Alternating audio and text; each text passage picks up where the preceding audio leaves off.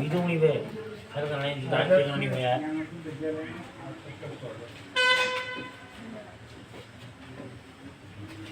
आदर्श ज्ञानानंद विद्यालय गरुड़ में आज गरुड़ मंदिर विकास के क्रम में मंदिर निर्माण के क्रम में यह दूसरी बैठक आयोजित करने के लिए प्रयास किया जा रहा है। क्षेत्र की संभ्रांत जनता अभी हमारे बीच में अन्य लोग भी पहुंचेंगे। आज हमारे इस कार्यक्रम में परम श्रद्धेय गोपाल दत्त भट्ट जी वरिष्ठ साहित्यकार,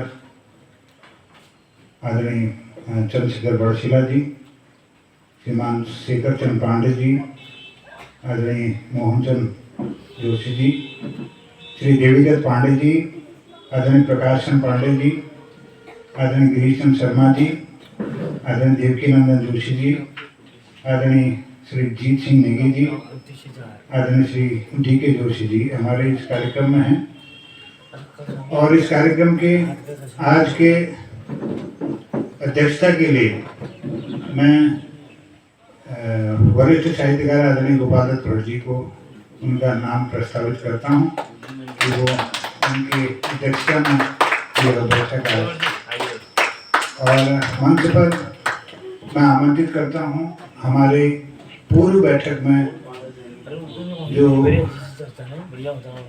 संचालक हमारे इसके संयोजक मंडल के जो वरिष्ठ संयोजक हैं आदरणीय देवकीनंदन जोशी जी को मैं आमंत्रित करता हूं कि वो मंच पर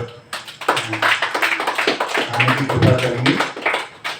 आदरणीय गुरुवर श्री जीत सिंह नेगी जी परम श्रद्धेय, इनको मैं आमंत्रित करता हूं कि आप भी मंच पर सभा बनाने की कृपा करेंगे, अपना आशीर्वाद देंगे। आदरणीय गिरीश चंद शर्मा जी हैं हमारे बीच में, मैं आपसे निवेदन करूंगा कि आप भी मंच पर अपना स्थान ग्रहण करने की कृपा करेंगे। और कार्यक्रम में आगे की कार्रवाई को हम आगे बढ़ाते हैं। और इस कार्यक्रम के सफल संचालन के लिए मैं निवेदन करना चाहूँगा हमारे आदरणीय चंद्रशेखर बड़शिला जी को कि वो संचालन भी करके इस कार्यक्रम को आगे बढ़ाएंगे। मैं पिछली कार्रवाई को आपके सबके समक्ष रखता हूँ कि पिछली कार्रवाई हुई है उसको मैं पढ़ देना चाहता हूँ यहाँ पर। चैत्र शुक्ल प्रतिपदा संवत 2080 बैठक संख्या 1 विश्व जल दिवस के अवसर पर यह बैठक हमारी हुई थी। आज दिनांक 22/3/2023 को विक्रमी संवत 2080 चैत्र शुक्ल प्रतिपदा को गरुड़ नगर की संभ्रांत जनता की ग्राम बैठक का आयोजन पटवारी चौकी दर्शानी में प्रातः 10:30 बजे किया गया। इसकी अध्यक्षता श्री गिरीश चंद शर्मा जी ने की तथा संचालन मोहनचंद जोशी द्वारा किया गया। बैठक में निम्न प्रकार से प्रस्ताव रखे गए। प्रस्ताव संख्या 1, बागेश्वर जनपद के गरुड़ क्षेत्र में तहसील का नाम गरुड़ है, नगर पंचायत का नाम गरुड़ है, विकास खंड का नाम गरुड़ है, लेकिन गरुड़ नाम से कोई विशेष स्थान वर्तमान में उपलब्ध नहीं है। प्राचीन काल से व्यापारी मंडी रहे गरुड़ बाजार में गरुड़ भगवान का मंदिर था, जिस कारण से क्षेत्र को गरुड़ नाम से जाना जाता है। क्योंकि अब वर्तमान में न तो गरुड़ भगवान की मूर्ति ही उस स्थान पर उपलब्ध है, न ही मंदिर, इसलिए जन भावनाओं के अनुसार तय किया गया है कि गरुड़ नगर पंचायत व गरुड़ क्षेत्र के प्रवेश द्वार पर गरुड़ भगवान के भव्य मंदिर की स्थापना की जाए, जिसके लिए एक कमेटी का गठन आज किया जा रहा है। जिस कमेटी का मुख्य कार्य होगा कि वह गरुड़ क्षेत्र के संभ्रांत प्रतिनिधियों, धार्मिक संस्थाओं से जुड़े विद्वजनों, विदेशी मातृशक्ति से सोशल मीडिया एवं अन्य माध्यमों से संपर्क कर हमारे क्षेत्र के माननीय विधायक, माननीय मंत्री श्री चंद्रनाथ दास जी एवं राजनीतिक क्षेत्र से जुड़े जनप्रतिनिधियों से संपर्क किया जाए और सहयोग लिया जाए, ताकि गरुड़ भगवान का भव्य मंदिर का निर्माण किया जा सके। गरुड़ भगवान के भव्य मंदिर एवं भव्य द्वार के निर्माण हेतु लगभग 30 नाली भूमि की आवश्यकता होगी, जिसमें वाहनों की पार्किंग व्यवस्था, धर्मशाला, यज्ञशाला, पुष्प वाटिका, चिल्ड्रन पार्क, ध्यान एवं योग केंद्र तथा औषधि पौधों का रोपण सहित सुंदर मनोहारी मंदिर परिसर की स्थापना हो सके। यह मंदिर जनमानस हेतु आध्यात्मिक केंद्र के साथ ही पर्यटन का स्थल भी बन सके, यह प्रयास किया जाएगा। उक्त प्रस्ताव सर्वसम्मति से पारित किया गया। संयोजक मंडल के गठन पर भी विचार हुआ था प्रस्ताव संख्या 2 में, और सर्वसम्मति से निम्न प्रकार संयोजक मंडल गठित किया गया था।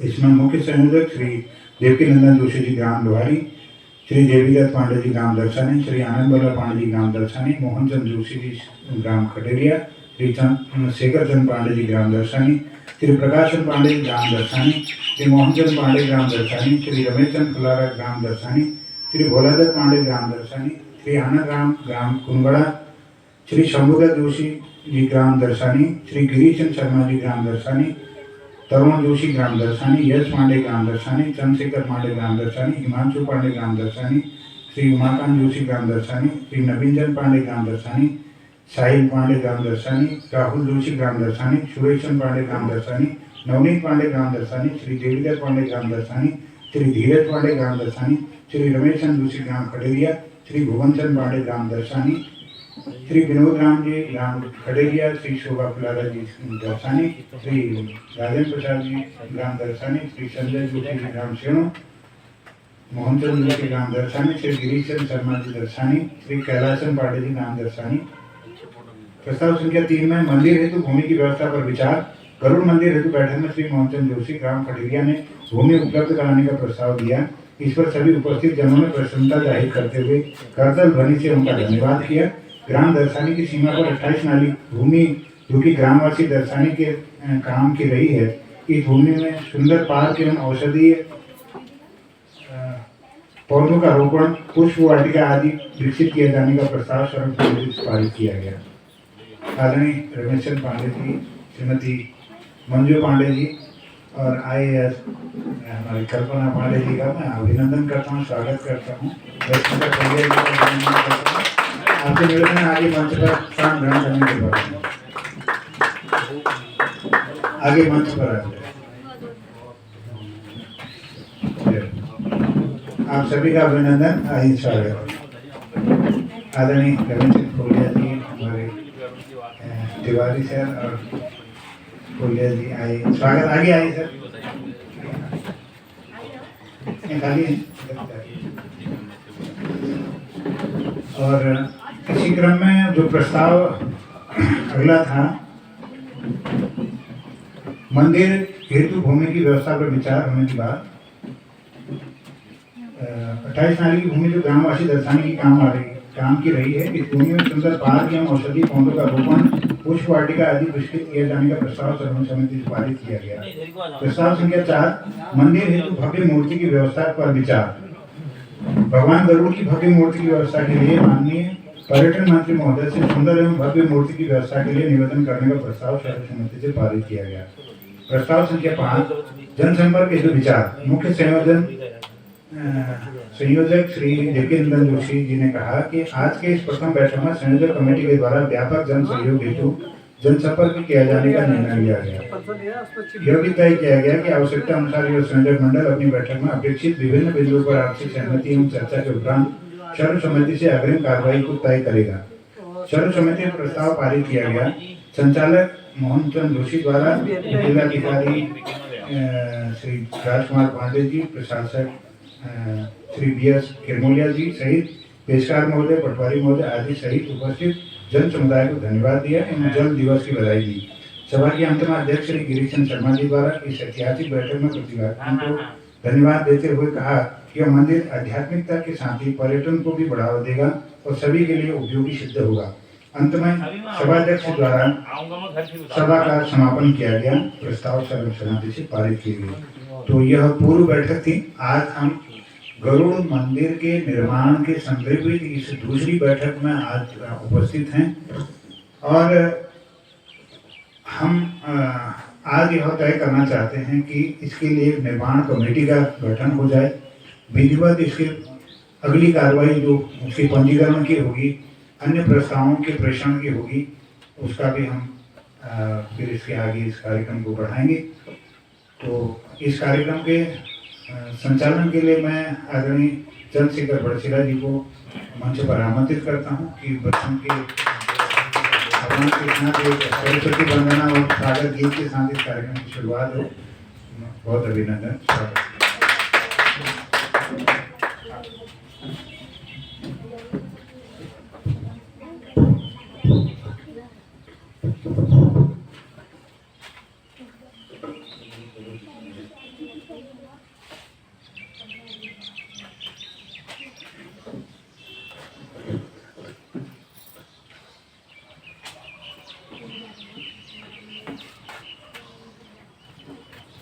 धन्यवाद आदरणीय जोशी जी। गरुड़ मंदिर निर्माण समिति की इस बैठक की अध्यक्षता कर रहे हमारे वरिष्ठ साहित्यकार और पूर्व राज्य मंत्री आदरणीय गोपाल धर जी, मंच पर विराजमान हमारे वरिष्ठ समाजसेवी और हमारे भारतीय जनता पार्टी के पूर्व जिलाध्यक्ष आदरणीय देवकीनंदन जोशी जी, आदरणीय गुरु जी जीत सिंह नेगी जी, और अभी हाल में जिन्होंने यूपीएससी की परीक्षा उत्तीर्ण कर हम सबको गौरवान्वित किया है, ऐसी हमारी क्षेत्र की बहन कल्पना पांडे, उनके पूज्य पिताजी श्री रमेश चंद पांडे जी, माताजी श्रीमती मंजू पांडे जी, और हमारे उच्च न्यायालय नैनीताल के अधिवक्ता आदरणीय डीके जोशी जी, तिवारी जी, और मंचासीन हमारे वरिष्ठ नागरिक आदरणीय शर्मा जी, कोलिया जी, और यहाँ बैठे हुए सभी लोगों का मैं हार्दिक स्वागत करता हूँ, अभिनंदन करता हूँ।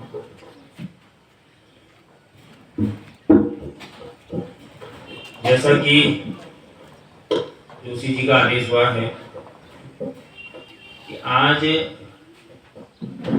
यहाँ पर गरुड़ मंदिर निर्माण समिति का गठन होना है, उससे पूर्व एक दौर की बैठक इसमें हो चुकी है जिसमें कई प्रस्ताव पारित हुए हैं, और वो समिति का गठन कैसे होगा, क्या होगा, इसकी रूपरेखा तो सभी लोग यहाँ पर तय करेंगे।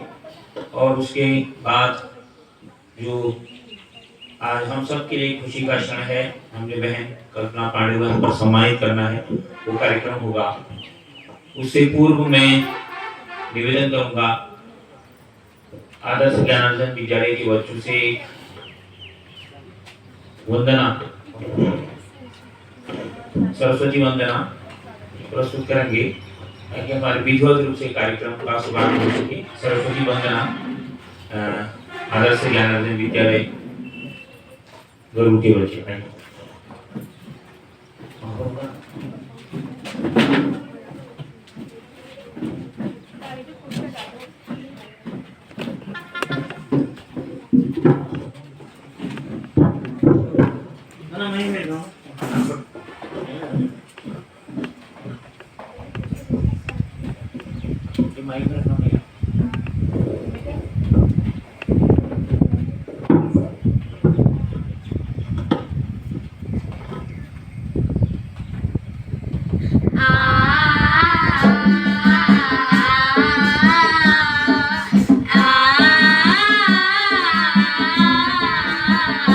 मन की वीरा से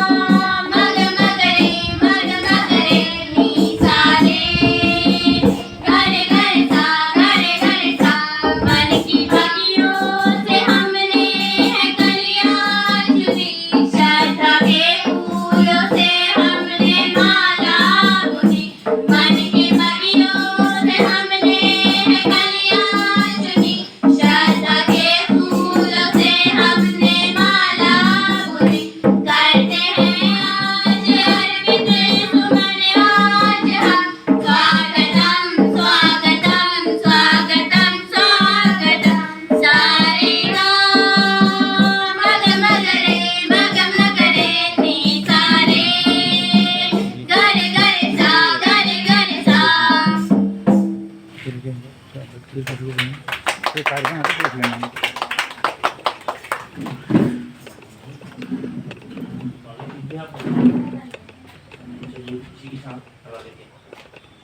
वंदना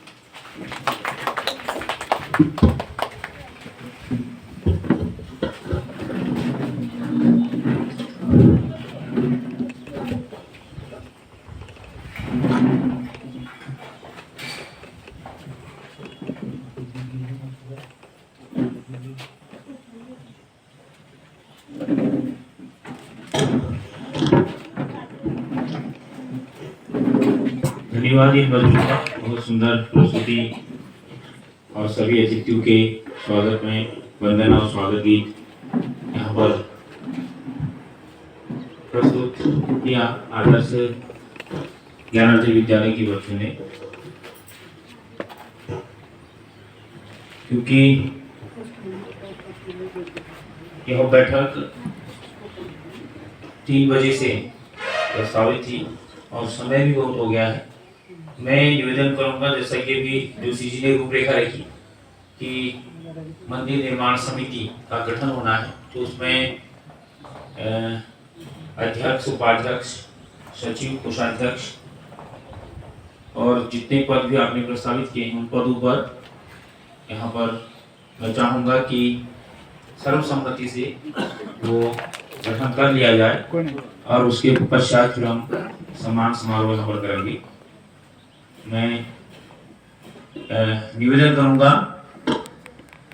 जोशी जी, आप उसकी गठन की कार्रवाई प्रारंभ करेंगे। आदरणीय जोशी।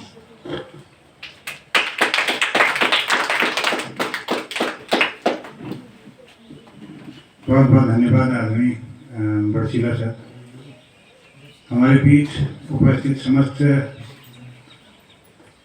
मातृशक्ति को और हमारे सज्जनों को मैं प्रणाम करता हूं और बच्चों का आभार, धन्यवाद, वो भी इस कार्यक्रम में शरीक हो रहे हैं। और आज इस कार्यक्रम में विशेष जो आकर्षण है, हमारा एक सम्मान होना है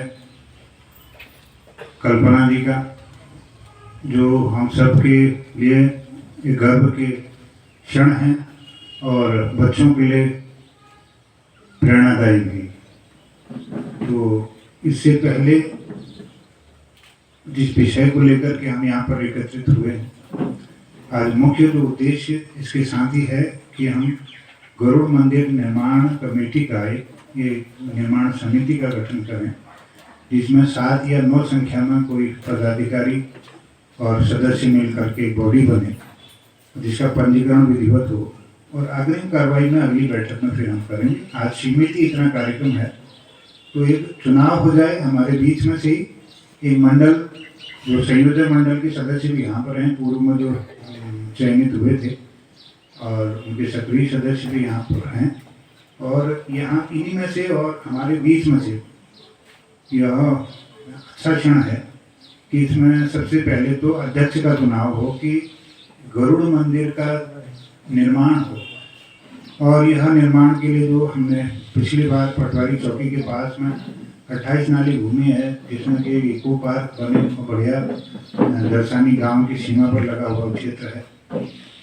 और हमारे आदरणीय मोहनचंद जोशी जी का प्रस्ताव उसमें था कि वो मंदिर के लिए जगह देंगे। दूसरा, हमारे शेखर चंद पांडे जी का प्रस्ताव भी आया है कि वो भी अपनी ज़मीन देना चाहते हैं इस पुण्य कार्य के लिए। मैं दोनों विभूतियों को प्रणाम करता हूँ और इनकी भावनाओं को सम्मान देते हैं। और कौस्तुभानंद जी का भी एक जवाब आया था कि वो भी कुछ देना चाहते हैं। मतलब लोगों के अंदर ये भाव है कि ये चीज़ होनी चाहिए, जिससे हमारा क्षेत्र पहचाना जाए और एक लैंडमार्क बने कि गरुड़ मंदिर। बैजनाथ में जब यहाँ पर टूरिस्ट आता है तो वो देखना चाहेगा कि गरुड़ में गए, गरुड़ मंदिर में नहीं गए, तो वहाँ पर आए, जिससे कि रोजगार भी सृजित हो। क्षेत्र एक विशेष इस केंद्र बिंदु बने इस क्षेत्र का।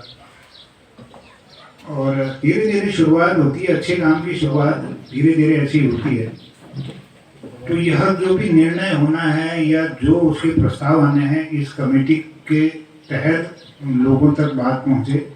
अगली बैठक में उसका फिर वो कमेटी बैठ करके अपने निर्धारित जो प्रस्ताव हैं उनको संबंधित विभागों तक और संबंधित व्यक्तियों तक हमें अपनी बात को पहुंचाए और लोगों की जन भावना के अनुरूप इस मंदिर के निर्माण में अपना सहयोग प्राप्त कर सके और उसका विकास कर सके। गरुड़ मंदिर विकास समिति इस तरह से एक जो शीर्षक हमारे ध्यान में आता है, जिससे मंदिर बन जाने के बाद फिर क्या हो, उसके बाद में हमारे गरुड़ में जितने भी मंदिर हैं, जहाँ भी कोई आवश्यकता है, विकास की जरूरत है, जीर्णोद्धार की जरूरत है, उसमें वाचनालय हैं, यज्ञशालाएँ हैं, धर्मशालाएँ हैं, पुष्प वाटिकाएँ हैं, ध्यान केंद्र हैं, अन्य मंदिरों में बने।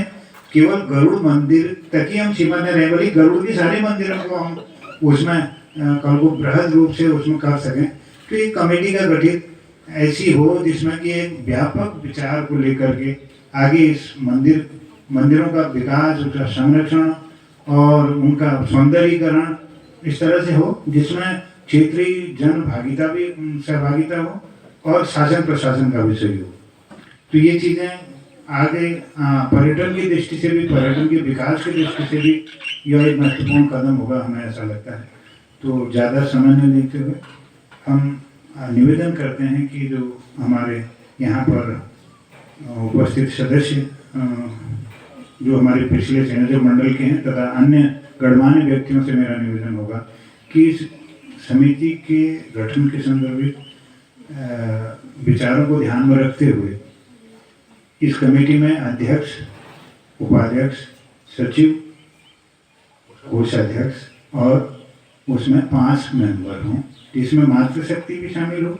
उसमें क्षेत्र के कोई क्षेत्र विशेष का नहीं है, संपूर्ण यह हमारी क्षेत्र का है, कोई कहीं से भी उसमें हो सकता है। आप लोग इसमें कुछ सुझाव दीजिए, प्रस्ताव दीजिए, अनुमोदन कीजिए और इसका पहले हम गठित करेंगे, उसके बाद इसके विचारों के लिए हम आमंत्रित करेंगे और फिर हमारे सम्मान समारोह की ओर हम जाएंगे।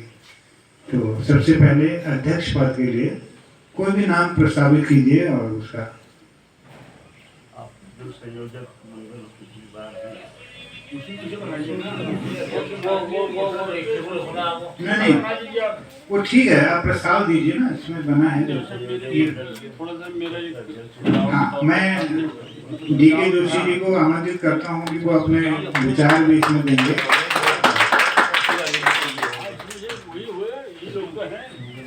अभी मैं खाली सुझाव के तौर पर ही बीच में ये बात बोल रहा हूँ, बाकी कार्यक्रम जैसे चलेगा फिर उसमें हम शामिल होंगे। ये बहुत अच्छा प्रयास है। और वैसे भी कोई भी चीज़ अगर आप देखते हैं, ये जो हिमालय है ये हमने नहीं बनाया, ये नदियाँ हैं ये हमने नहीं बनाई, लेकिन उसके अलावा बहुत कुछ आदमी ने बनाया है। तो ये आदमी के द्वारा रचनाएं होती रहनी चाहिए और ऐतिहासिक रचनाएं होनी चाहिए। बैजनाथ मंदिर है वो भी किसी आदमी ने ही, आदमी के समूह ने बनाया है। जागेश्वर धाम, बागेश्वर, बागनाथ जी का या कहीं भी आप चाहें, तो ये निर्माण की प्रक्रिया बहुत सुंदर है। और कोई भी काम सतत या पेरेनियरली चले वो ज़्यादा और इम्पोर्टेंट है। तो इसलिए जो अभी निर्माण की बात है जो वहाँ पर मैं मतलब इस प्रकार की हिमायत कर रहा हूँ, इसलिए मुझे वहाँ चलेगा। मैं चाह रहा था कि समिति मतलब जो, क्योंकि जो सोसाइटी जब हम बनाते हैं तो उसकी एक बाध्यता हो जाती है कि उसको नियमित रूप से आप उसमें चुनाव कराएं। और फिर उसके कंप्लाइंसेस भी हैं कि आपको भाई आपको उसकी ऑडिट रिपोर्ट भी देनी है, और कुछ समय बाद सोसाइटी में 5 साल बाद फिर क्या होता है, फिर उसका रिन्यूअल भी करना है और उसकी बैठक भी करनी है। तो इसके बजाय जो इस प्रकार के काम किए जाते हैं वहाँ पर सबसे बढ़िया तरीका है ट्रस्ट। ट्रस्ट क्या होता है, वो एक बार रजिस्टर्ड हो गया तो बार बार उसकी रजिस्ट्रेशन की झंझट खत्म, मतलब उसकी बार बार आपको रजिस्टर करने की ज़रूरत नहीं है, क्योंकि चैरिटेबल पर्पज की कोई चीज़ बन रही है। तो एक बार वो बन गया तो सदा के लिए हो गया, और उसमें आप डोनेशन दे सकते हैं, आप किसी को टैक्स बेनिफिट दे सकते हैं, या जो भी उसमें उसको कितना विस्तार करना है। क्योंकि यहाँ पर हमारे पास डोनर भी हैं ही हैं, तो उस लिहाज से ट्रस्ट ज़्यादा एक मतलब वो इंस्ट्रूमेंट ज़्यादा इफेक्टिव है, जो मेरा एक सुझाव के तौर पर है। क्योंकि समितियाँ बनते रहती हैं, लेकिन बाद में उनकी कंप्लाइंसेस फिर लोग उससे मतलब उनको कर नहीं पाते। तो ट्रस्ट एक परमानेंट व्यवस्था होती है, उसमें कुछ लोग मतलब आप जितने लोग उसमें शामिल करना चाहें उतना कर सकते हैं, और वो मैनेज करते हैं चीज़ों को। अभी मेरे सुझाव के तौर पर है कि समिति बेशक हम अभी अगर जैसे अभी रजिस्ट्रेशन की बात आई तब मैंने कहा, अगर हाँ ये निर्माण तक की समिति बन रही है तो अलग बात है। अगर इसको बहुत लंबे समय के लिए बनाना है तो ट्रस्ट भी हो सकता है, और कल को फिर वो जो मंदिर आपका बड़ा बन रहा है मतलब हम सबका, तो वही ट्रस्ट उसको मैनेज भी कर सकता है। तो आजकल ये सब व्यवस्थाएं भी हो रही है ट्रस्ट के माध्यम से ये सारी चीज़ें हों करके, ये मेरे एक सुझाव के तौर पर है। अब इस पर अगर ये ऑलरेडी पूरा मतलब वेल कंसिडर्ड डिसीजन है कि हमने समिति बनानी है, तो उस पर आगे बढ़ा जाए, मैं ये कहना चाहता हूँ।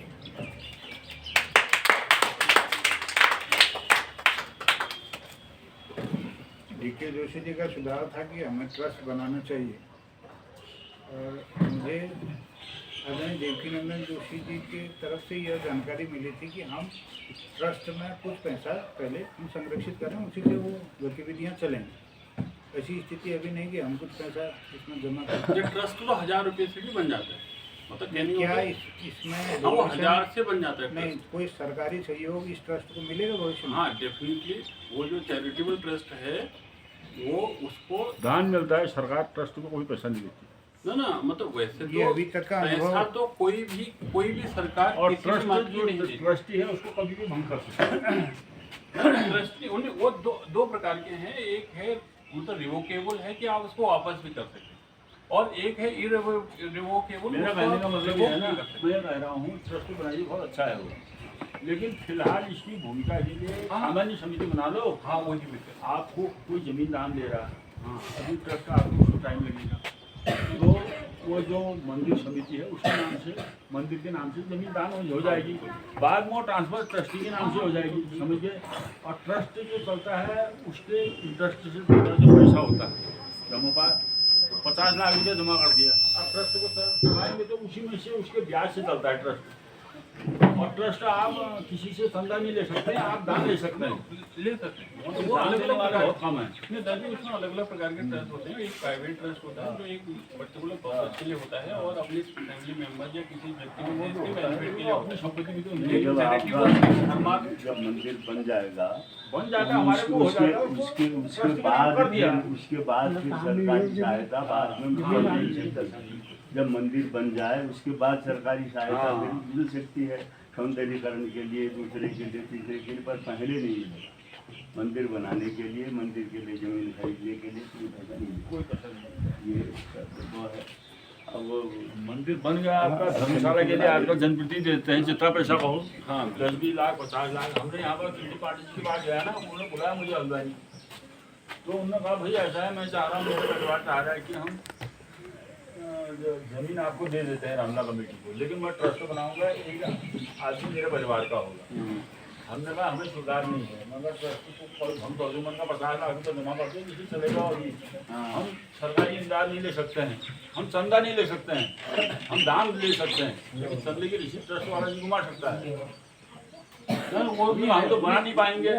वो भी है, वो भी मतलब व्यवस्था है। अब होगा, लेकिन उसमें खैर ये मैंने इसके कहा, ये तो हर व्यक्ति के बातों का सम्मान होना चाहिए। जो आप कर रहे हैं उसको मैं तहे दिल से सलाम करता हूँ और सम्मान करता हूँ। अच्छा, आज उन्होंने हमको जमीन दी, हमने डेवलपर 1 करोड़ की बिल्डिंग तो नहीं बनाया, टोटल 1 करोड़ की प्रॉपर्टी बना दी है। और मेरी आपसे डिस्कस देंगे, वो तो तब मेरी आपसे भी बात वाले हैं छत के लिए। तब मेरी आपसे बात भी हुई थी, तभी मैंने ही तो ये सजेशन दिया था कि मैंने रामलीला कमेटी को ही क्यों न रजिस्टर कर ले। बिल्कुल नाम अमर कर दूं ना, भी नाम केडी मांडे रामला मैदान धरती पर अमर हो गए वो, तो बाकी क्या चाहिए आपको, कहाँ पर वाला बढ़िया हो गया, तो वही ये चीज भी बनेगी। हाँ, तो अब आगे बढ़ा जाए। मतलब मेरे कहने कभी कुछ बातें आनी चाहिए, अगर मेरे अंदर है तो वो लिखी निकल। हाँ, तो बढ़िया सुझाव हुआ।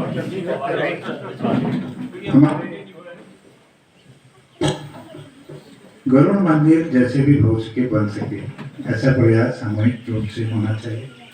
बिना समिति बने भी मंदिर बन सकता है ना। ये इस तरह है कि जो हम लोग एक बहाने से बधे रहे हैं। समिति मतलब भावनाओं से हम सब लोग इकट्ठा रहे। आज 4 आदमी हैं, कल वो नहीं होगा। समिति होगी तो 10 बार बैठेंगे, 10 बार चर्चाएं होंगी, इन्वॉल्व भी हो जाएगा, बैठकें भी हो जाएंगी। एक उद्देश्य को लेकर चलेंगे, कुछ बनेगा, कुछ दिखेगा, कुछ और आगे बढ़ाने करने की बात होगी। तो आज शुरुआत हो, कोई एक संगठन, कुछ लोग मतलब जिनमें विश्वास जनता का जगे, इस निर्माण कमेटी की ओर सबकी निगाहें रहें कि ये कब क्या इसमें निर्णय लेती है। तो इसकी शुरुआत में हम चाहते हैं कि एक यहाँ पर एक समिति कहें, उसको ट्रस्ट कह लें, जो कोई भी संगठन कह लें, तो एक ऐसा बने जिसमें कोई मुखिया हो, उनके सहायक हों, एक टीम हो, बार बार बैठें, डिसीजन लें और फिर वो संबंधित जो स्रोत हैं वहाँ तक पहुँचे, अपनी बात पहुँचाए और इसका निर्माण के लिए कार्रवाई आए।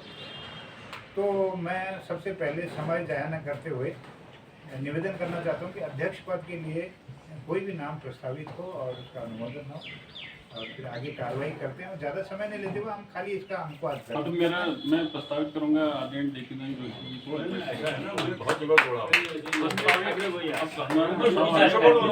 मैं इसका समर्थन और अनुमोदन करता हूँ। आदरणीय दीक्षित मैं रामला में भी नहीं आ रहा हूँ।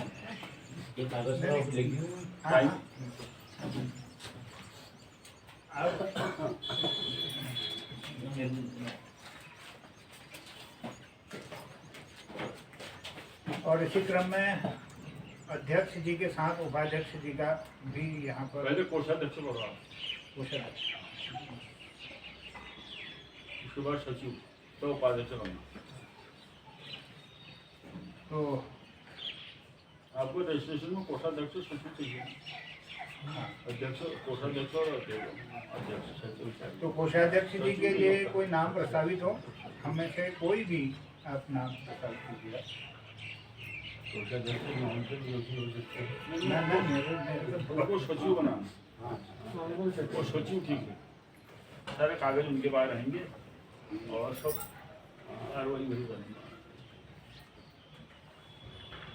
कोषाध्यक्ष जी हैं आपके मोहन चंद जी हैं, उनको बनाओ, युवा हैं। प्रस्ताव ठीक है क्या बुद्धि चाहिए पढ़े लिखे बंदे हैं जो डबल वाला चाहिए भाव ना जो कितना हम हाल था कि झाड़ जाइए आदमी भाग का डबल बुद्धि चाहिए शेखर चंद पांडे जी का नाम प्रस्तावित हो रहा है और अनुमोदन भी हम कर लेते हैं। और युवा है और हमारे जो क्लास फेलो भी रहे और ये हमारे मॉनिटर भी हुआ करते थे है ना, इनके अंदर नेतृत्व की क्षमता भी है। और सचिव को मोहनचंद जोशी का नाम लिखा सचिव मोहनचंद जोशी। अब ये जिम्मेदारी आप मुझे दे रहे हैं, मैं सोचता हूँ कि और लोग इसको और बेटर कर सकते हैं।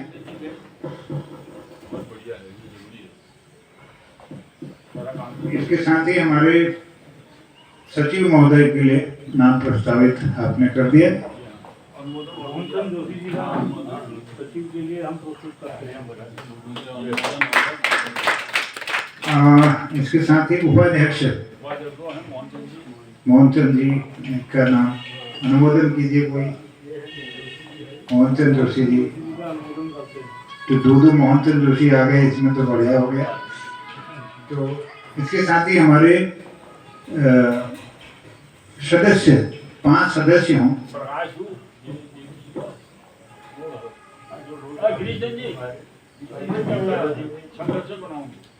संरक्षक गिरीशन शर्मा जी। हमारे सभी को जोड़ देने 11 हो जाए, 13 लोग हैं, क्या दिक्कत है। हमारे रमेश चंद जी हैं, पांडे जी, हमारे जीत सिंह चल रहे हैं। समिति में 11 ही सदस्य होते हैं। मतलब वो ऑड नंबर्स में होते हैं 7 मिनिमम 7 मिनिमम ऐसा है ना। अभी हम क्यों रजिस्ट्रेशन किए उसके बाद 7 18 बच्चों से लोगों को जोड़ते नहीं तो ये हो गया मतलब 7 मिनिमम। विधिक में आ जाएंगे, विधिक आए मीडिया में आप रहेंगे, मीडिया में आप आ जाएंगे और विधिक सलाहकार में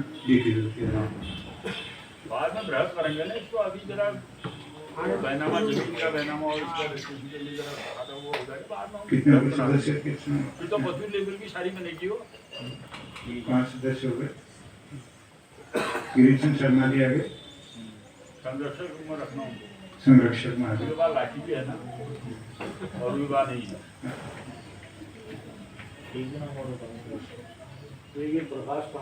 प्रकाश पांडे जी हैं, देवीदत्त पांडे जी हैं। आप लोग देखो ऐसा है ना, 7 चाहिए वन रजिस्ट्रेशन के लिए 7 बना ताकि फिर बाद में बनाते रहें। 5 साढ़े 9 7 सदस्य या 9 सदस्य हो गए। वैसे साथी होते हैं अभी आप 9 भी डाल दो कोई बात नहीं।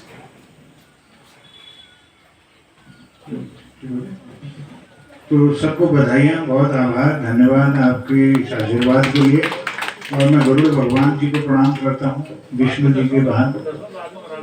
हाँ, और क्योंकि जो रामचरितमानस है वो गरुड़ के द्वारा ही बखान हुआ है पूरा। हाँ, वो उन्हीं के द्वारा हुआ है। और गरुड़ भगवान के नाम अभी एक शिव व्याकवे खंड काव्य वर्णा करो भूमिका लिख रहे हैं हमारे। तो उमा हमार आशीर्वाद हमार गोपाल भट्ट लखन लगे तो गरुड़ भगवान मोहम्मद से करो कि गरुड़ भगवान ये गरुड़ में आई यहाँ नाम के लिए पड़ो गरुड़ भगवान। यहाँ जब शिवजी ब्याह आई थी उमा लगे और उमा हिमान और मैनावती यहाँ घर थी, उमा उन्हें तिल थी। और जब उत्तर दिशा जब गोमती घुमा उतको घर थी तो शिवजी बरियात यहाँ आई छू। बरियात में विष्णु जी यदि वहाँ सत्यनारायण मंदिर देखो, सत्यनारायण वो भगवान विष्णु को लेके गरुड़ यहाँ आ रही, यहाँ पर उनको छोड़ के ना फिर पूरा गरुड़ चक्कर लगे पूरे पश्चिम दिशा में भजनी। हमारे गरुड़ कैंट में बैठते हैं, पानी पीते हैं, फिर आपके सुपाकोट में क्या शुभताल में जाते हैं। दर्शनी तो आया उन्होंने, तो ये दर्शनीय जगह है। तो उन्होंने सारे ये गरुड़ जो उनको बहुत भल लगे और उन्होंने कहा तो भाई यो गरुड़ पे मैं ध्यान मन नहीं करना। वो सुपताल में गए, सुपताल को वहाँ को उन्होंने पक्षी समुदाय को बुले उनको हेलो वहाँ शिव जी ब्याह देखी होगी, रात भर ब्याह देखनी वहाँ भी बात फिर उन्हें मन कर जहाँ नहीं करा। तो विष्णु भगवान कोनी कि तेरे मन जो भल लगो ये जो तू जो यो धरती में फूट डालो त्या नाम जरूर हरियाली थी गरुड़ बोली जो अवे गरुड़ बोली है ना। तो गरुड़ भगवान का तो वैसी समझ रहा उनका मंदिर तो होना ही चाहिए यहाँ पर। तो गरुड़ भगवान का मन यहाँ पर रमा हुआ है। तो इसमें उन्होंने कहा कि जिस शीर का तूने पानी पिया है वो तेरे नाम पर हो जाए। तो गरुड़ गंगा उनके नाम से बनी। गरुड़ भगवान मंदिर के लिए नहीं होना चाहिए। तो हम सब लोग ये मैं प्रयास करूं और ये कम्युनिटी थ्रू ये में लोग आल बदवाल अखिल फिर ये में निर्माण में वो बहुत जरूरी है ट्रस्ट के लिए निर्माण कर सकूँ। तो निर्माण कार्रवाई अगिला जो उच्च कार्रवाई जो हम अगिला एक बढ़ो मैं सब पदाधिकारियों बहुत बधाई दूँ धन्यवाद दूँ आभार व्यक्त करने कार्यक्रम को सुंदर आप लोगों ने आगे बढ़ा। अब हमारा सम्मान समारोह तरवा अगर हम जो और बाकी अखिल बैठक में हम लोग फिर विचार करूँ मैं बैठो कोई विशेष वगैरह की बात है तो संक्षिप्त में अपनी बात ले धर दिया। और ये मैं हमारे कल्पना जी सम्मान पहुँचो ये संचालन के लिए आदरणीय चंद्रशेखर बड़शिला जी को मंच पर देना बहुत अभिनंदन स्वागत।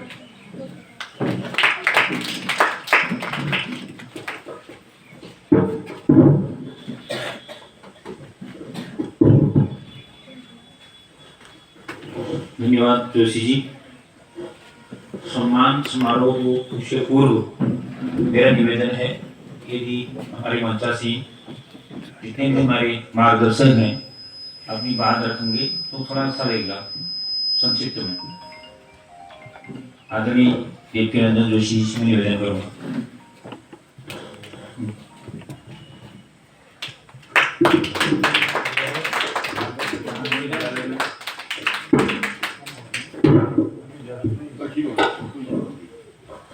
यहाँ पर बड़ी खुशी की बात है कि हमारे बीच से हमारे गांव से हमारे बिरादरी से एक बिटिया कल्पना पांडे जो भारतीय प्रशासनिक सेवा में अभी अपना स्थान रखते हुए शायद अगस्त सितंबर में ट्रेनिंग को जा रही हैं। बहुत खुशी की बात है। हम पहाड़ में पहुँचे। पहाड़ में एक कहावत थी चल जो के भाई मैं लाखों में एक छू। रियल में आईएएस जो होते हैं लाखों में एक होते हैं। जबकि हमारे जो आजकल व्यापार के संदर्भ भट जो मुझे चिल जो हो जाला थे चल जो के भाई तो लाखों में एक छू को पछाऊ जोड़ा व्याकरण का हरी लाखों में सबक होनी। लेकिन वैसे ऐसी जो विधाएं हैं लाखों में एक होते हैं। हमारे कोचिंग की जनसंख्या लगभग 1 लाख से ज़्यादा है। वो बीडी पांडे जी के बाद आज दूसरा नंबर 40-45 साल के बाद ये आया है। तो लाखों में क्या कई लाखों में एक होते हैं। अपने ज़िले में एक है कम से कम 3 लाख की पॉपुलेशन है हमारे ज़िले में। तो 3 लाख में एक बच्चा है।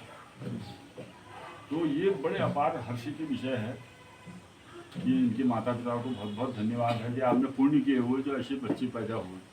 और हम भी शौक से नाक से कहते हैं हमारे गांव में हमारी बिटिया भी है आईएएस। आज तक सौभाग्य नहीं मिला ना। तो बहुत बड़ी बात होती है।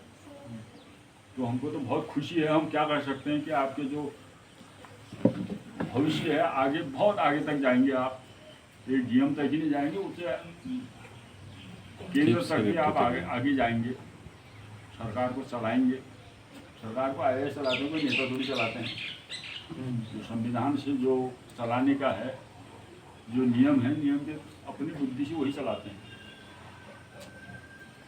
तो मैं कल्पना से अनुरोध करूँगा निर्भीकता से देखो दबंगता से जो आपके कानून है उनका पालन करते हुए ऐसी छवि बनाना। अभी हमें एक बागेश्वर में एक ढोडियाल जी थे डीएम ढिंडियाल जी इतने अच्छे आईएएस थे। उन्होंने क्या कमियां बागेश्वर में थी सारे खड़िया माफियाओं का राज चलता है आपको पता है। तो उन्होंने उनको निकलवा दिया। सत्ता में पकड़ थी तो उनको निकलवा दिया। वो तो आईएएस उनको क्या मतलब उनकी मैडम तो बच्चों को भी पढ़ाती ही फ्री में ट्यूशन पढ़ती थी। तो वो केदारनाथ आपदा में उन्होंने ऐसा काम किया तो 3 बार पीएम मोदी से मिले हो, मोदी की नज़रों में वो घूमते रहे, आखिर वो अपने कार्यालय में बनाया। आज पीएमओ ऑफिस में आज पीएमओ ऑफिस में है। ऐसी स्थिति है कि देश के टॉपर जो IAS हैं उनमें है। तो मैं कल्पना से यही कहूँगा कि आप दबंगता से अपना, आज तो ये टाइम मिल रहा है कि ये IAS अधिकारी 1 घंटे 2 घंटे हमारे बीच में बैठे हैं, शायद ट्रेनिंग के बाद इतना समय आपको नहीं मिलेगा, अपने घर आने का भी समय नहीं मिलेगा।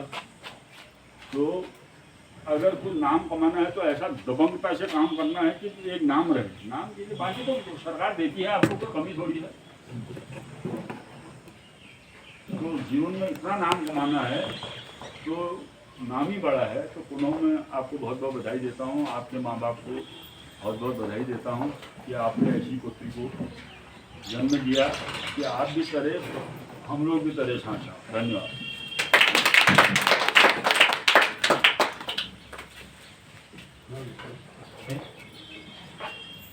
आदरणीय फर्जी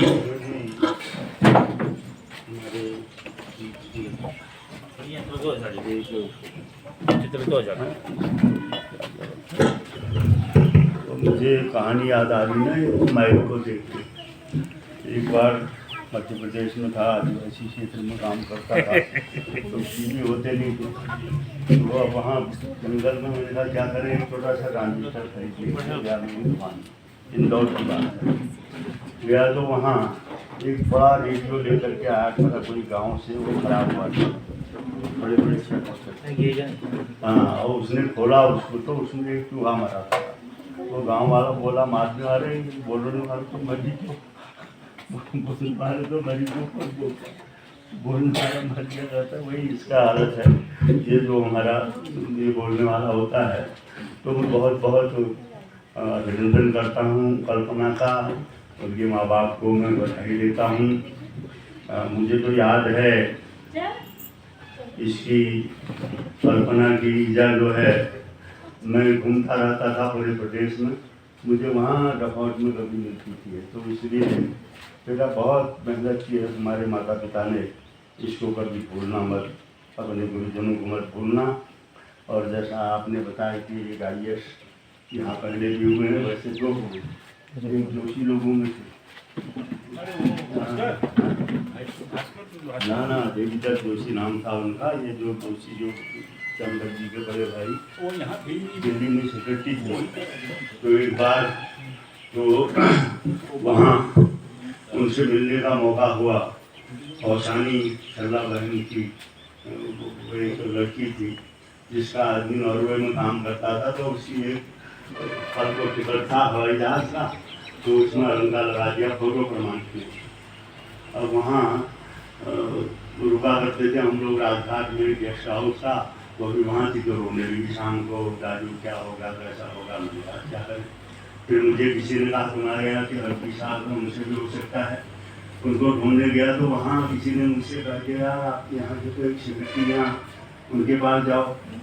उस जमाने में अच्छा जमाना था, इतनी शक्ति नहीं होती थी। सीधे हम गए वहाँ, बाहर से एक चीज भेज मैंने अर्दली के हाथ अंदर, वो अर्दली वापस आया, उन्होंने कहा साहब बुला रहे। मैंने उसमें गोपाल सर पर जरूर गया। तो नमस्कार उसके बाद में बोलने लगा तो वो पहाड़ में गुलाम था, कहाँ पर था, गरुड़गढ़ था, और के फार्मसी में वो महाराज के फोटो प्रमाणीकरण से वो हुई वहाँ हमारा धर्म आपका आदमी पहचान था, आदमी का संगत जो हमारा प्रिंसिपल थे, उनको पहचान में हो जाओ। तो उसी वक्त उन्होंने उसको फोटो मारी। तो उनका आज भी मुझे याद आता है। तो मतलब समाज की सेवा के लिए हमको आगे आना होगा। और क्या उनका नाम बता दीजिए, पांडे जी। हाँ, वैसा मत बनना, भगवती प्रसाद पांडे। हाँ, भगवती प्रसाद पांडे जैसे मत बनना। उनके घर वाले अपने माता पिता को अलग करने को तैयार नहीं करेंगे। उनकी हालत ये थी। पांडे जी अपना मेरे साथ कभी कभी व्यक्त करते थे। मेरे दोस्त जो वो पांडे जी उनके पिताजी मेरे यहाँ आया करते थे, और घर गया क्या बने तो जितना हो सकेगा कानून कर लोगों की सेवा हम करेंगे। और मैं तुम्हारे माता पिता को भी, रमेश को भी, श्रीमती, उनको भी बहुत बहुत बधाई देता हूँ। और ये बहुत बड़ा काम जैसा विनोदी ने बताया, हमारे इलाके में, हमारे जिले में, बल्कि 2-3 जिलों में ऐसी महिला, ऐसी जो है लड़की पैदा नहीं हुई है। और हमारे गांव के लिए, हमारे गरुड़ के लिए खास बहुत गौरव की बात है। मैं बधाई देता हूँ और मैं निवेदन भी करता हूँ कल्पना से कि अभी जब तुम वहाँ प्रशिक्षण में जाओगे तो इसी से आप प्रशिक्षण में भी नंबर 1 पर, अव्वल नंबर से आप उसमें आना, ऐसी मेहनत करना जैसे करी है। और कल को फिर कहीं भी नियुक्ति होगी, आपको प्रशासन के हिसाब से काम करना होता है। आपको मैं बहुत बहुत बधाई देता हूँ, आपके माता पिता को भी, और हमारे क्षेत्र को हमने गौरवान्वित किया। आपको बहुत बहुत बधाई, आपका बहुत बहुत धन्यवाद।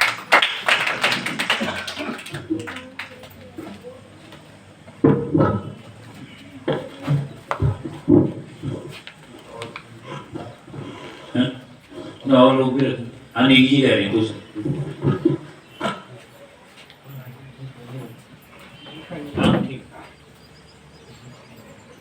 सम्मान समारोह के अध्यक्ष श्री गोपाल त्रिपाठी जी और नए ये जो मंदिर का संगठन हुआ उसके अध्यक्ष श्री दिग्विजय जोशी, महिला की समस्त और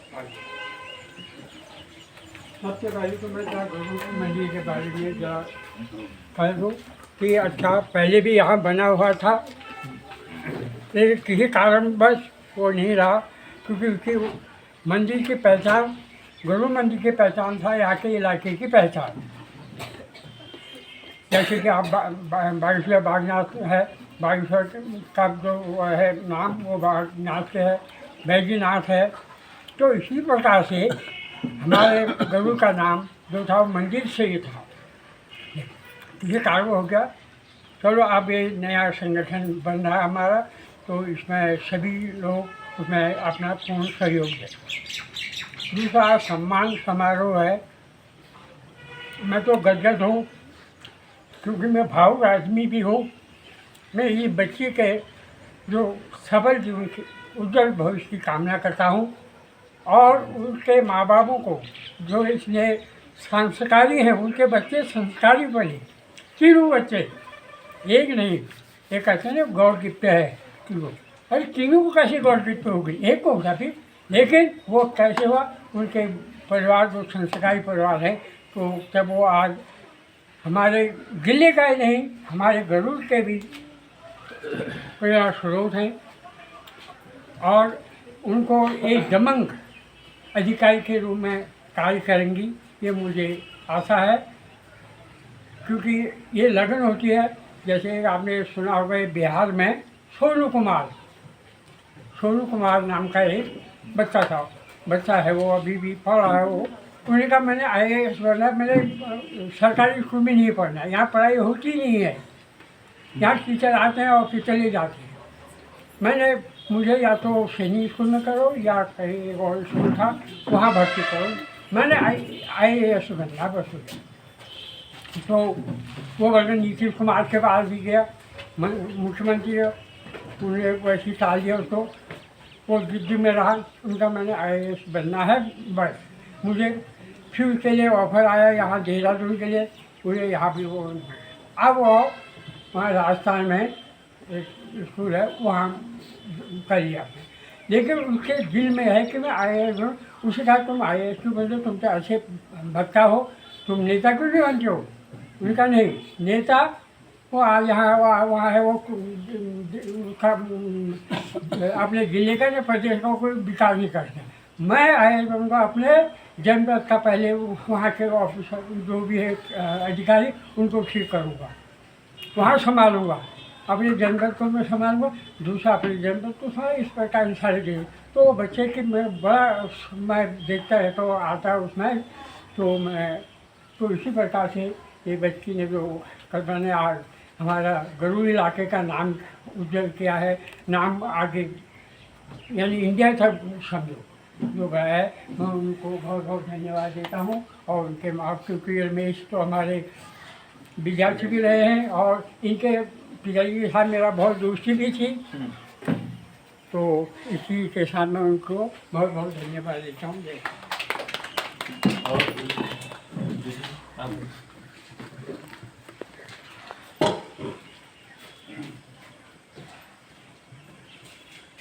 मंचासीन अध्यक्ष जी और सभी सम्मानित आदरणीय हमारे वरिष्ठ जन और यहाँ पर उपस्थित मेरे अन्य साथी, जहाँ एक तरफ गरुड़ को पहचान की बात हो रही है, गरुड़ मंदिर निर्माण की, और जहाँ गरुड़ा भक्ति कोसानी ट्रेनिंगा, उस गाने से गरुड़ को बार बार सुना गया है, बार बार जाना गया है, और उस नाम से, उस माध्यम से गरुड़ की पहचान होती रही है। और वही गरुड़ को एक और पहचान दिलाने की अंदर से किसको जानकारी नहीं थी। 1919 से कल्पना वो मेहनत कर रही थी, और वो मेहनत हम मंदिर निर्माण बना करके निश्चित रूप से गरुड़ को एक लैंडमार्क के यहाँ पर देंगे, लेकिन उससे पहले कल्पना ने यह साकार किया है। कल्पना पांडे ने उसको मैं और उनके पिताजी को, उनकी मम्मी को, और इवन मैं तो कहूँगा स्वर्गीय हमारे चाचा जी कमलापति पांडे जी को, मैं उनको याद करते हुए बहुत बहुत आपको बधाई देता हूँ, भाभी जी को भी, भाई साहब को भी, और कल्पना को भी। और मुझे बहुत खुशी है, मैं गदगद हूँ और सभी हैं। और जैसे ही मुझे सूचना मिली फेसबुक मीडिया पर, बल्कि मेरे पास फोन आने लगे कि मतलब और जानकारी क्या है, कैसे, मुझे अभी तुरंत जानकारी मिली और मैंने उसको शेयर किया। तो ये बहुत खुशी की बात है, बहुत गर्व की बात है। हमारा नाम, हमारा गरुड़ का नाम, हमारे खडीरिया ग्राम का नाम, हमारी ग्राम सभा का नाम, और साथ में कचूर घाटी का नाम, पूरे बागेश्वर जिले का नाम। और इवन अगर इसमें लेडी कोई यूपीएससी क्लियर करने वाली बागेश्वर जिले की होगी तो वो पहला नाम कल्पना पांडे का है।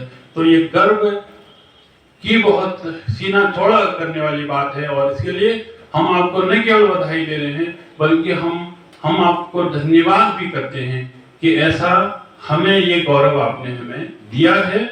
और ये मेहनत मैं वहां से देख रहा हूं आपके दादाजी की तरफ से, क्योंकि वो व्यक्ति जरूर आर्थिक रूप से कमजोर थे, लेकिन स्वाभिमान की दृष्टि से उनका स्वाभिमान आसमान में था। तो ये जज्बा वहां से था, और उसको आपने यहाँ मतलब कहिए कि इसको प्रफुल्लित और इसको डेवलप किया है। यहाँ पर ये निकला है, ये मेहनत यहाँ बाहर निकली है।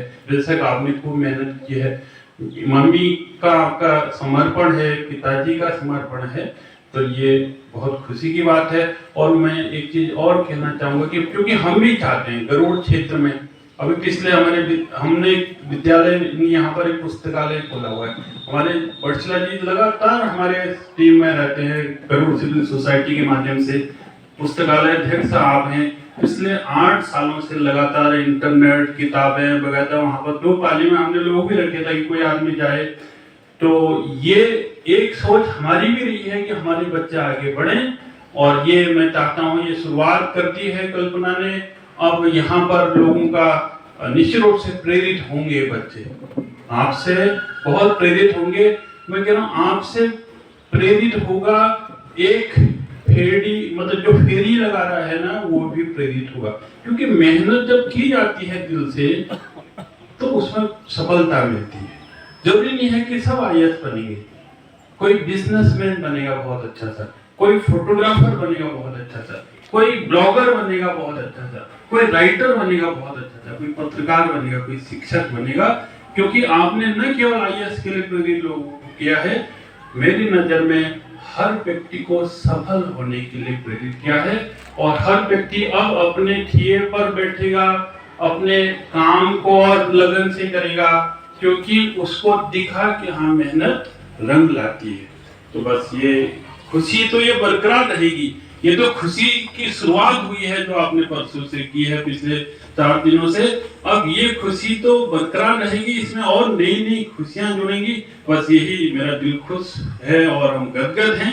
और पांडे जी के पूरे परिवार को हम बधाई के साथ साथ पुनः और धन्यवाद भी करते हैं। हाँ, एक और जरूर जो भट्ट जी ने कहा था, बार बार आप कहते भी हैं, विनोबा भावे जी का आप एक जिक्र करते हैं कि एक नक्शे में भारत के जो वहाँ पर मिलाने की बात होती है तो उनका कि नहीं ऐसे मत मिलाओ, पीछे से उसमें आदमी का नक्शा है। तो उन्होंने कहा कि नक्शा नहीं आदमी बनाओ, तो आदमी बनाओगे तो देश बनेगा। तो निश्चित रूप से आप इन सब गरीबियों को आपने देखा है कम से कम, तो उन लोगों को थोड़ा सा हम उनके लिए ज्यादा सार्थक हों, उनके लिए ज्यादा मददगार हों। जैसे अभी भट्ट जी ने क्लिक किया था कि कहीं पर आइडेंटिफिकेशन की जरूरत हो रही थी, तो उन्होंने तुरंत जो है आगे आए। और दूसरे आपको करने को भी बोला जा रहा है और ऐसा नहीं बनने को भी बोला जा रहा है। तो जैसा बनने को बोला जा रहा है ये हमारी इच्छाएं हैं, लेकिन आपके अंदर जो जज्बा है वो आप कायम कर सकें, उसके लिए हमारा आशीर्वाद है, हमारी शुभकामनाएं हैं। आप निश्चित रूप से चीफ सेक्रेटरी लेवल तक जाएं, ऊपर यहाँ तक कि फिर और भी बहुत सारे और एवेन्यूज हैं, उनको आप आसमान छुएं। आपकी सफलताएं दिन दुनी रात चौगुनी बढ़े और हमारे गरुड़ का नाम रोशन हो गया है। अब ये और बृहद तरीके से ये अंतर्राष्ट्रीय लेवल तक भी हम इस नाम को बढ़ाएं और इसमें ये हमारी अपेक्षा हमेशा रहेगी। और हमारी तरफ से जहां पर जो सहयोग रहेगा उसके लिए हम सभी लोग तैयार हैं। बहुत बहुत धन्यवाद। धन्यवाद जोशी जी, आपने बहुत अच्छी बात यहाँ पर रखी। मैं निवेदन करूँगा यदि आप में से कोई और भी अपनी बात को रखना चाहेंगे तो आपका स्वागत है। मैं अब निवेदन करता हूँ आदरणीय मोहन चंद जोशी जी से, अपनी बात रखेंगे आदरणीय जोशी जी।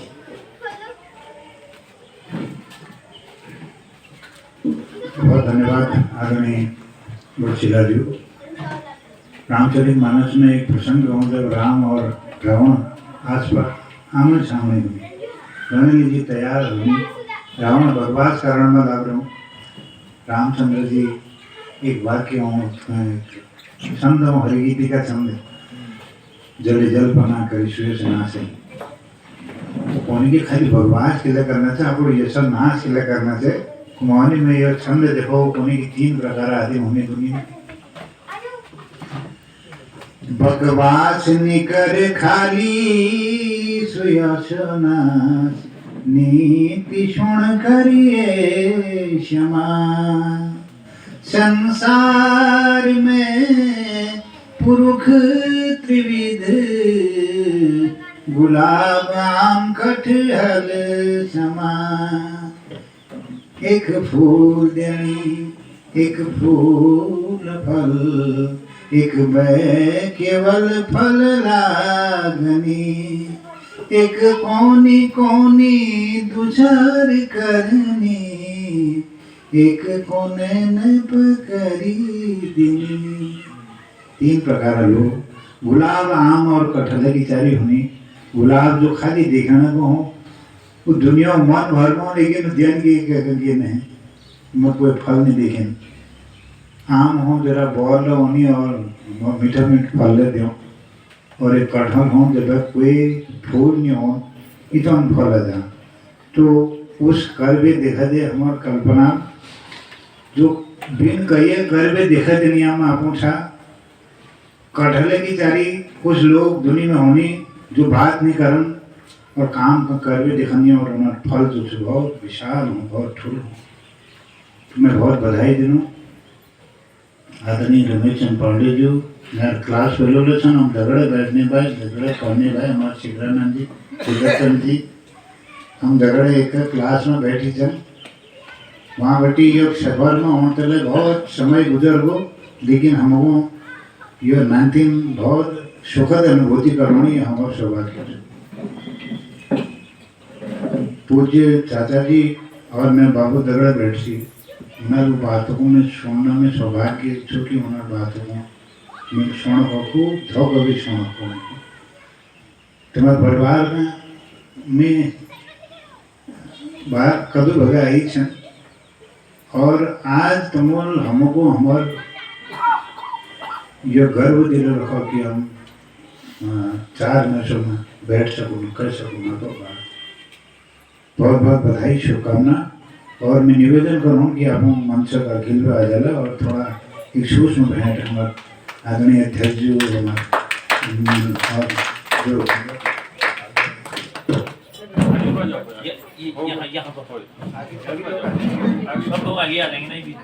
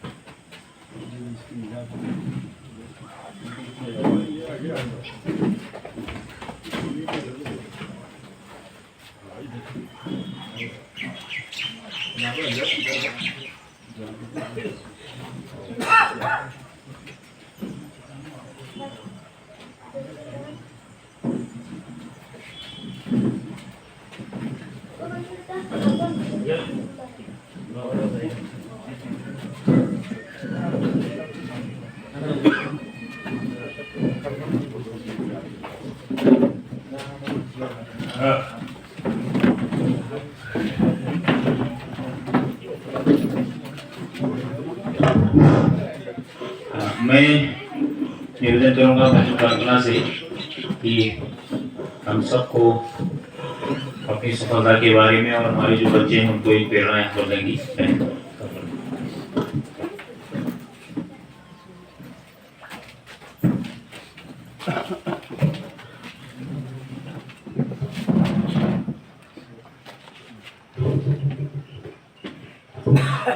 माँ सरस्वती के इस पावन प्रांगण में उपस्थित सभी आदरणीय जनों को मेरा कोटि कोटि नमन। मैं आप सभी का बहुत बहुत आभार व्यक्त करती हूँ कि आपने मेरी इस पर्सनल सक्सेस को इतना बड़ा बनाया और मुझे इतना सम्मान दिया और मेरी खुशियों को इतने ज़्यादा और बढ़ा दिया। मैं आप सभी का पुनः बहुत बहुत हार्दिक धन्यवाद देती हूँ। आज यहाँ पर इससे पहले अभिभावकों की भी मीटिंग थी और यहाँ मंच पे उपस्थित कई ऐसे दिग्गज जन जिन सबसे मुझे बहुत प्रेरणा मिलती है। मेरे गुरुजन यहाँ पर हैं। हमारे बीच में श्री गोपाल दत्त भट्ट जी हैं जिन्होंने उत्तराखंड का नाम वैसे भी बहुत पहले बहुत रोशन किया है अपनी काव्य कला से, अपनी नेता की जर्नी से। और प्रबंधक महोदय श्री मोहन चंद्र जोशी जी, बहुत बहुत धन्यवाद उनका भी। उनकी काव्य रचनाएं मैंने बचपन से सुनी हैं। मुझे एक प्रसंग भी याद आता है कि मुझे जानवर बहुत पसंद है, खासकर कुत्ते। तो आपकी ये कविता जो खूब खूब रे कुकरा, वो मैंने सुनी है और बहुत खूबसूरत है। और आप सभी लोगों से इसी तरीके से अलग अलग क्षेत्रों में आपने अपनी ही जगह से, इतनी छोटी जगह से उठकर अपना इतना नाम बनाया है, जबकि आप सभी के पास बहुत कम संसाधन थे उस वक्त। ना टेक्नोलॉजी का इतना रोल था और ना ही आप सभी के पीछे कोई इतना बड़ा फोर्स था कि आप बहुत आगे जा पाते।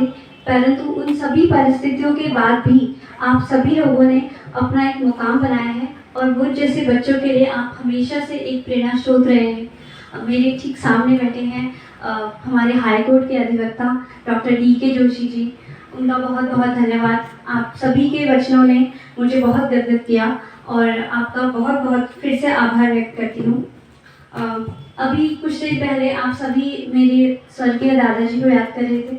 उन्हीं को याद करते हुए कहना चाहूँगी कि किसी भी कामयाबी तक पहुँचना सिर्फ मेहनत की बात नहीं होती, इसमें बहुत बड़ा रोल होता है हमारे बुजुर्गों के आशीर्वाद का, उनकी करी हुई मेहनत का, जिनका शायद फल उन्हें नहीं मिल पाया और वो मुझ तक पहुंच गया, और उसी में मेरे दादाजी भी हैं। मेरे दादाजी का एक डायलॉग मुझे बहुत अच्छे से याद आता है। वो कहते थे, गवर्नर का ऑर्डर नहीं आया है, कलेक्टर का ऑर्डर थोड़े ना आया है जो मैं ये करूँगा। तो मैं उनसे अक्सर ही पूछा करती थी, कलेक्टर क्या होता है, गवर्नर क्या होता है। और वैसे वो आज यहाँ पर उपस्थित नहीं है, लेकिन मुझे पूरा विश्वास है कि वो जहाँ भी हैं बहुत खुश हैं, और ये सब देखकर उन्हें बहुत अनुभूति खुशी की हो रही होगी, और उनका आशीर्वाद, उनकी दी हुई शिक्षाएं हमेशा मेरे साथ हैं। मैं अपने माता पिता का बहुत बहुत ज़्यादा आभार व्यक्त करती हूँ कि अक्सर इससे पहले मैं जिस भी समारोह में जाती थी, मैं अक्सर कहीं जाती नहीं थी। चाहे मेरे मम्मी पापा कहते थे कि वहाँ शादी है वहाँ चले जाओ, आज वहाँ गाँव में ये है वहाँ चले जाओ, और मैं हमेशा कहती थी कि मुझे नहीं आना। उसका एक बहुत बड़ा कारण ये था कि बहुत जब मैं छोटी थी, मैं अपनी मम्मी के साथ जब गाँव में किसी भी कार्यक्रम में या समारोह में जाती थी, तो सब मेरी मम्मी को देखकर कहते थे, अरे लेकिन तुम्हारी तो 3 ही बेटियाँ हैं, अब तो ये तीनों की शादी हो जाएगी, फिर तुम सब अकेले रह जाओगे।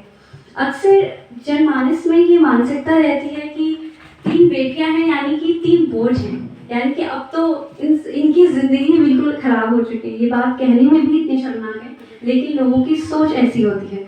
अक्सर हम देखते हैं एक ही घर में 2 बच्चे हैं, एक लड़का है जो इंग्लिश मीडियम में जा रहा है और जो लड़की है वो हिंदी मीडियम में जा रही है। बच्चा है जिसको आप ट्यूशन लगा रहे हैं और लड़की को आप कहेंगे कि आप घर का काम कीजिए, आपको मम्मी की मदद किचन में भी करनी चाहिए, लेकिन अक्सर हम अपने लड़कों से तो ये सवाल नहीं करते हैं। मुझे लगता है कि इस मानसिकता को बदलने की बहुत ज़रूरत है। आज हमारे देश की प्रेसिडेंट एक महिला है, वो एक आदिवासी ग्राम से आती है। उन्होंने अपनी ज़िंदगी में इतनी बड़ी बड़ी परिस्थितियों का सामना किया है, तो भी इतनी छोटी सी आदिवासी समाज में आकर भी वो आज इस देश की प्रेसिडेंट है, यानी कि औरतें किसी से कम नहीं हैं, लड़कों से बिल्कुल भी कम नहीं है। और जैसे हमारे माननीय प्रधानमंत्री जी कहते हैं कि ये नया भारत है, हमें भी सोचना होगा कि ये नया पहाड़ है, ये नया उत्तराखंड है और ये नई सोच का उत्तराखंड है। यहाँ औरतें और आदमी सब एक समान हैं। हमारे उत्तराखंड का नाम जब भी आता है तो हम लोग अक्सर टिहरी गढ़वाल के उस चिपको आंदोलन की बात करते हैं, इस तरीके से उत्तराखंड का नाम है। लेकिन उस चिपको आंदोलन में भी हम गौरा देवी जैसी महिलाओं को याद करते हैं, और उनके पीछे एक व्यक्ति का नाम आता है, श्री सुंदरलाल बहुगुणा जी। तो मुझे लगता है कि हमारे समाज को, हमारे पहाड़ को सुंदरलाल बहुगुणा जी और गौरा देवी जैसी औरतों की बहुत बहुत ज़रूरत है, जो कदम से कदम मिला के न सिर्फ पर्यावरण बल्कि समाज के हर क्षेत्र में अपने आप को साबित करें, आगे बढ़ें। और हम सभी को जब भी हम अपनी बेटियों को, अपने बेटों को शिक्षा देते हैं, तो ये ध्यान रखना चाहिए कि जो बातें हम घर में कर रहे हैं, जिस तरीके की बातें माँ बाप कर रहे हैं, पड़ोसी कर रहे हैं, उन सबका बच्चों के मन पे एक बहुत बड़ा प्रभाव पड़ता है।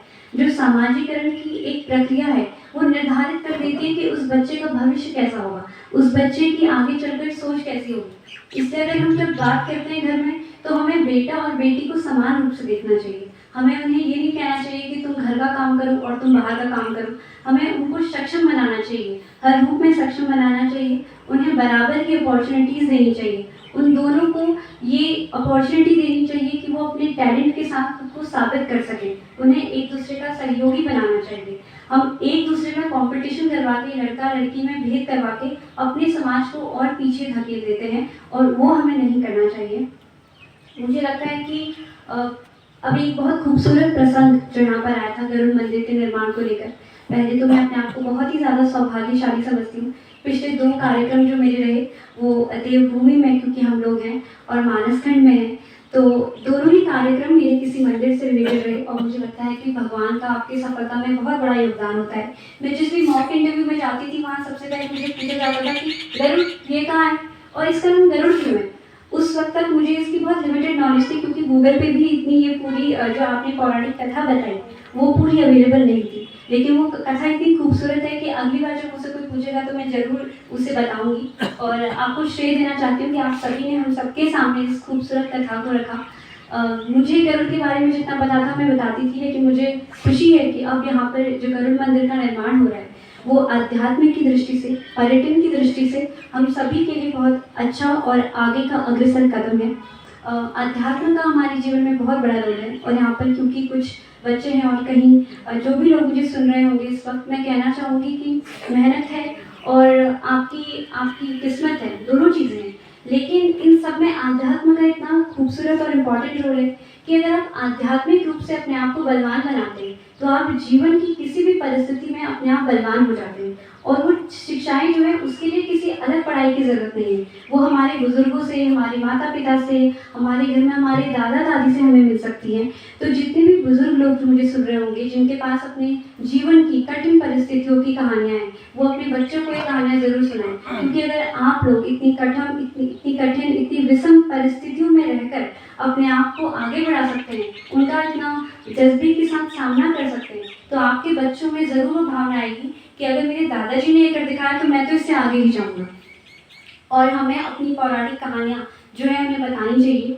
सिर्फ ऐसा नहीं कि आप सिर्फ एजुकेशन के फील्ड में आगे जाइए, जैसा कि अभी डॉक्टर डी.के. जोशी जी ने भी बताया कि हमें अपने बच्चों को उनकी काबिलियत के अनुसार उनको मौके देने चाहिए, उनके अंदर ये जज्बा भरना चाहिए कि आप अपनी सपनों की उड़ान रखें और मैं तुम्हारे साथ हूँ। तो वो सपोर्ट सिस्टम जो हमारी फैमिली होती है वो उसे बहुत ज़रूरी होता है कि वो हमारे साथ हो और अलग अलग क्षेत्रों में बच्चे आगे बढ़ें। ये मेरी शुभकामनाएं होंगी। और यहाँ पे सब बच्चे हैं तो मैं कहना चाहूँगी कि आप कभी सोचना मत कि मैं एक छोटे से गांव से हूँ और इतनी पिछड़ी हुई जगह से हूँ, ऐसा बिल्कुल भी नहीं है। यहाँ तक कि जब मैं अभी इंटरव्यू की तैयारी कर रही थी तो मैं बागेश्वर के बारे में जितना पढ़ती थी, हमारी जो एजुकेशन रेट है वो भी बहुत अच्छा है, वो भी 80+% है, और महिलाओं का जो हमारा यहाँ पे रेशियो है वो बहुत बेहतर है। कुछ दिशाएं जरूर हैं जहाँ हमें और काम करने की ज़रूरत है, लेकिन मेरे सामने जो है देश का भविष्य बैठा है और मुझे पूरी उम्मीद है कि ये भविष्य इस आने वाले अमृतकाल में इस देश की, इस उत्तराखंड की रूपरेखा को ज़रूर बहुत खूबसूरती से बदलेगा। और इसी के ऊपर दो लाइनें हैं कि कोई भी लक्ष्य मनुष्य की साहस से बड़ा नहीं, हारा वही जो लड़ा नहीं। तो खुद को हमेशा याद रखना कि चाहे लक्ष्य कितना भी बड़ा हो और आपको लगता हो कि कितना भी मुश्किल है और मैं कहीं से भी आती हूँ, अगर आपने सोच लिया कि मैं हार नहीं मानूंगी, मैं अपनी फाइट पूरी दूंगी, मैं पूरी शिद्दत से इसे लड़ूंगी, तो आप ज़रूर उसे हासिल कर सकते हैं। और क्योंकि मुझे लगता है कि ये आज मेरी जर्नी की सिर्फ एक शुरुआत है, अभी सिर्फ एक एग्ज़ाम क्वालिफाई हुआ है। जिस रीज़न से मैंने इस एग्ज़ाम में जाने की शुरुआत करी थी वो रीज़न बहुत ज़्यादा है, बहुत ख़ास है मेरे दिल के, और वो रीज़न उसका एक बहुत बड़ा अहम हिस्सा है पहाड़ में पैदा होना, बचपन से यहाँ की परिस्थितियों को समझना, ये देखना कि हमारे यहाँ पे एजुकेशन, हॉस्पिटल, इतनी छोटी चीज़ों के लिए भी हमें इतनी दूर जाके ट्रैवल करना पड़ता है। एक अच्छे कॉलेज में दाखिला लेने के लिए हमें अपने घर से 12 घंटे दूर जाना पड़ता है, जो कई बार पहाड़ी लोगों के लिए या फिर जो लोगों की फाइनेंशियल कंडीशन इतनी अच्छी नहीं है उनके लिए बहुत मुश्किल हो जाता है। तो मुझे उम्मीद है कि इस डायरेक्शन में मुझे काम करने का मौका मिलेगा और पहाड़ को फिर से डेवलप करने का और बहुत खूबसूरती से डेवलप करने का मौका मिलेगा, क्योंकि हम उत्तराखंड में हैं और पर्यावरण हमारे जीवन का एक बहुत अहम हिस्सा है। हम उस भूमि पे हैं जहाँ पे मैती ट्रेडिशन है। तो मैं एक और बात कहना चाहूँगी कि सभी बच्चों से कि अपने पर्यावरण का खास ध्यान रखें। बचपन से हमारे अंदर कुछ एक ऐसी चीज़ें होनी चाहिए जो बहुत छोटी लगती हों लेकिन उनका बहुत ज़्यादा इम्पैक्ट होता है सोसाइटी में, आपकी पर्सनालिटी में। तो चाहे आप वो स्कूल में पौधारोपण हो या फिर आप अपनी आसपास की जगहों को साफ रखना हो, ये हम उत्तराखंड के लोग हैं और पर्यावरण से बहुत जुड़े हुए हैं। और उसे कहते हैं एनवायरनमेंट इज इकोनॉमी। जितना खूबसूरत, जितना परिपूर्ण आपका एनवायरनमेंट होगा, आपका पर्यावरण होगा, उतनी ही आपकी इकोनॉमी, उतनी ही आपकी अर्थव्यवस्था भी बढ़ेगी। तो हम सभी का ये दायित्व है कि हम इस दिशा की ओर कार्यरत रहें। मेरी आज यहाँ से जर्नी शुरू होती है। मैं आप सभी का बहुत बहुत आभार प्रकट करती हूँ और आप सभी का आशीर्वाद चाहती हूँ कि आने वाली जो साल होंगे और मेरी जर्नी रहेगी उसमें आप सभी लोग मुझे आशीर्वाद दीजिए कि मैं बेहतर करूँ और आप सभी को पुनः पुनः बार बार गौरवान्वित होने का मौका देती रहूँ। बहुत बहुत धन्यवाद।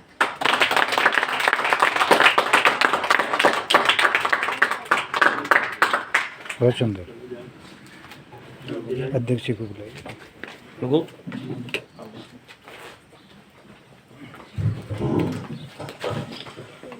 धन्यवाद बहन कल्पना, आपने बहुत अच्छा संदेश हमारे इस पूरे क्षेत्र को दिया है, खासतौर पर हमारे युवाओं को, बच्चों को।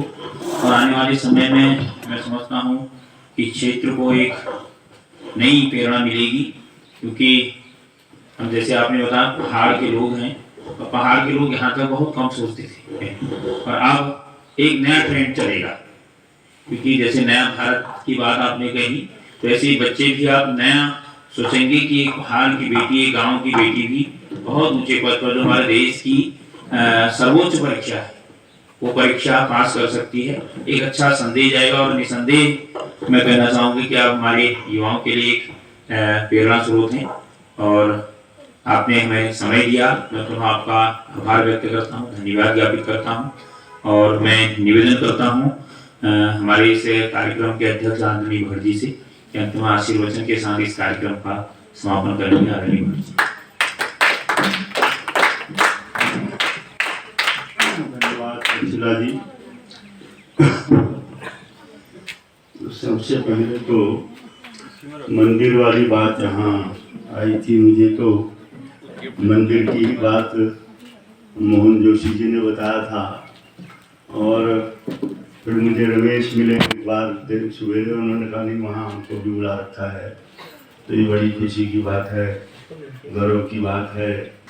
और मंदिर की बात जहाँ तक है, यहाँ गरुड़ में कोठारी जी थे, मथुरा प्रसाद कोठारी जी, उन्होंने भगवान गरुड़ का एक मंदिर बनाया था, और उससे पहले गरुड़ भगवान का कोई मंदिर यहाँ नहीं था।